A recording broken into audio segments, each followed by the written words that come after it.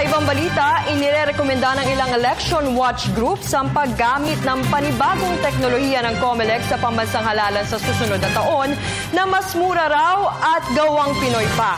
Kung ano at paano gamitin ang bagong teknolohiya, alamin sa ulat na ito. Mas mura, mabilis na transmission ng mga boto, transparency at gawang Pinoy. Ganyan inilarawan ng mga election watch group na transparent.org, Automated Election System o AES Watch at Center for People Empowerment in Governance o CENPEG ang tapat o transparent election system.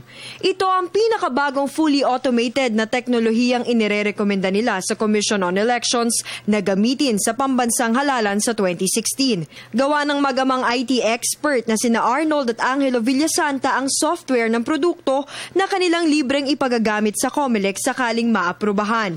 Nasa 18,000 piso hanggang 20,000 piso lamang ang isang unit ng tapat na may tablet at thermal printer kumpara sa 70,000 pisong percent count optical scan o PICO at 30,000 pisong package na percent automated tallying system o PATAS na isinusulong ni dating COMELEC Commissioner Gus Lagman. Menos maintenance at warehouse cost din daw ito, gayong idodonate na ang mga unit sa mga gurot paaralan pagkatapos ng eleksyon at maaari pa umanong mapababa ang presyo depende sa kumpanyang magsusupply ng mga hardware. COMELEC will bid out the hardware para siguro sa part namin, bibigyan kami ng compliance or certification na tumatakbo yung hardware na yun, yung system namin sa hardware na yun. Madalit may ilang pagkakaiba lamang ang paggamit ng tapat sa PICOS. Una, mamarkahan ng botante ng pulang marker ang mga numero ng kandidato sa balota.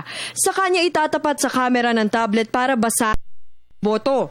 Kung walang mali sa impormasyong nakuha ng tablet, maaari nang i-click ang tama na mag-iimprenta ng ticket kung saan nakalista ang numero at pangalan ng mga kandidatong ibinoto niya. Sa ticket may tinatawag na VVPAT number na unique sa bawat botante. Gamit ito, maaari muling tingnan ng botante ang impormasyon ng kanyang balota na nakasave sa tapat. Pagkatapos nito, ihuhulog na ng botante ang ticket at balota sa makina at matatransmit na ang kanyang boto. Kung may mali naman sa impormasyon, maaaring ipabasa muli sa tablet ang balota o kaya naman ay baguhin ang boto gamit ang itim na marka.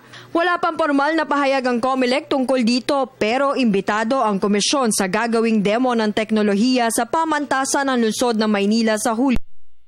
Samantala, umaasa pa rin si Lagman na makokonsidera pa rin ang PATAS kahit tinanggal na ng COMELEC ang hybrid system sa kanilang opsyon. Para sa Telebisyon ng Bayan, Ria Fernandez.